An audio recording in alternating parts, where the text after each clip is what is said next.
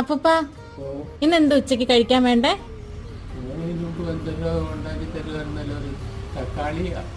തക്കാളി ചോറോ? അത് മതിയോ? അതുണ്ടാക്കി തരട്ടെ.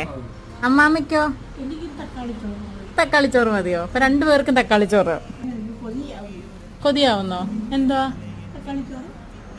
അതാ ഞാൻ പറഞ്ഞു ഞാൻ ഉണ്ടാക്കി തരാന്ന്.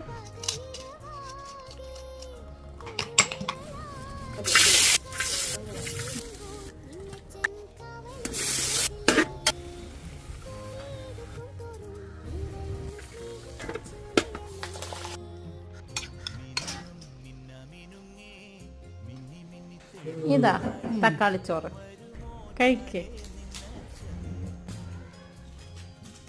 എങ്ങനുണ്ട്?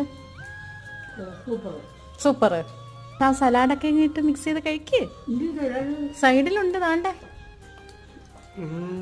കണ്ടില്ല?